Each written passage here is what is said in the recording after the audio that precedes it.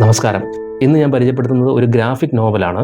Art സ്പീഗൽമാൻ എന്ന വളരെ പ്രശസ്തനായ polish American Illustrator and comic artist അദ്ദേഹം രചിച്ച ദ മോസ് എന്ന ഒരു ഗ്രാഫിക് നോവലാണ് ഞാനിന്ന് പരിചയപ്പെടുത്തുന്നത്. ഈ പുസ്തകം പ്രധാനമായും ചർച്ച ചെയ്യുന്നത് 1940-കൾ, അതായത് 1940 മുതൽ 45 വരെയുള്ളൊരു കാലഘട്ടം, രണ്ടാം ലോകമഹായുദ്ധ കാലഘട്ടത്തിലെ ജർമ്മനിയിൽ നടക്കപ്പെട്ടിട്ടുള്ള വംശീയമായ ക്രൂരതകൾ, അതായത് ജൂതന്മാരെ ലക്ഷ്യമാക്കിക്കൊണ്ട് നടത്തിയിട്ടുള്ള നാസികൾ നടത്തിയിട്ടുള്ള വംശീയ ഹത്യയും ആ ക്രൂരതകളുടെയും ഒരു നേർ സാക്ഷ്യപ്പെടുത്തലാണ് ഈ ഒരു പുസ്തകം എന്ന് പറയുന്നത്. ഇത് പ്രധാനമായും ഈ പുസ്തകം എഴുതിയ ആർട്ട് സ്പീഗൽമാൻ്റെ അച്ഛൻ്റെ അനുഭവങ്ങളിലൂടെയാണ് സഞ്ചരിക്കുന്നത്. കാരണം ഈ പുസ്തകം തുടങ്ങുന്നത് തന്നെ അദ്ദേഹം അച്ഛനെ ഇൻ്റർവ്യൂ ചെയ്യുന്നതും അച്ഛൻ തൻ്റെ പഴയകാല ഓർമ്മകൾ അയവിറക്കുന്നതുമായിട്ടാണ്. അപ്പോൾ ഇത് യഥാർത്ഥത്തിൽ നടന്ന സംഭവങ്ങൾ തന്നെയാണ്. അത് ഒരു കോമിക് ബുക്കിൻ്റെ ഒരു മാതൃകയിൽ അവതരിപ്പിച്ചിരിക്കുന്നു എന്ന് മാത്രമേ ഉള്ളൂ.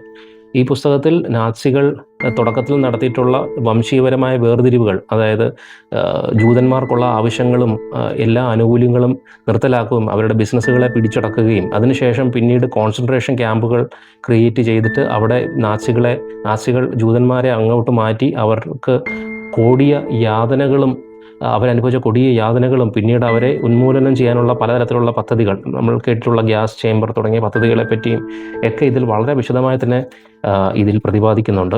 ഈ ഒരു പുസ്തകം ഒരു അലഗോറിക്കൽ രീതിയിലാണ് എഴുതിയിരിക്കുന്നത്. അതായത് ഇതിൽ മനുഷ്യരായിട്ടല്ല, അതായത് ജൂതന്മാരെ എലികളായിട്ടാണ് ഇതിൽ കാണിച്ചിരിക്കുന്നത്. ജൂതന്മാരെ എലികളായിട്ടും പോളിഷ് സിറ്റിസൺസിനെ പന്നികളായിട്ടും പിന്നെ ജർമ്മൻ നാസികളെ അവർ കാണിച്ചിരിക്കുന്നത് പൂച്ചകളായിട്ടുമാണ്. ഇതിൽ നിന്ന് തന്നെ നമുക്ക് കാണാം, പൂച്ചകളുടെ ആജന്മ ശത്രുവാണ് എലികൾ. എലികളുടെ ഒരു ഉന്മൂലനമാണ് പൂച്ചയുടെ ലക്ഷ്യം. അതുപോലെ തന്നെ എലികളെ ഒരു പെസ്റ്റായിട്ടാണ് നമ്മൾ സാധാരണ കാണാറുള്ളത്, അതായത് ഒരു ഉന്മൂലനം ചെയ്യപ്പെടേണ്ട ഒരു പെസ്റ്റ്.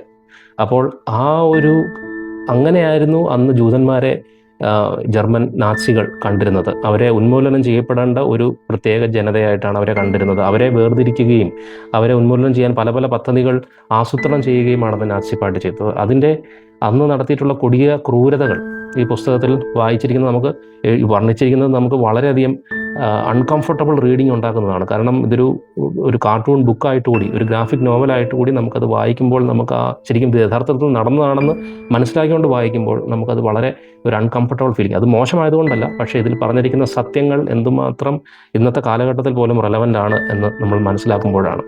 തീർച്ചയായിട്ടും എല്ലാവരും വായിച്ചിരിക്കേണ്ട ഒരു പുസ്തകമാണ്. കാരണം വളരെ സോഷ്യലി റെലവൻ്റായ ഏത് കാലഘട്ടത്തിലും ഭരണകൂട ക്രൂരതകളെ പറ്റിയുള്ള ഒരു നേർ സാക്ഷ്യപ്പെടുത്തലാണ് ഈ ഒരു പുസ്തകം.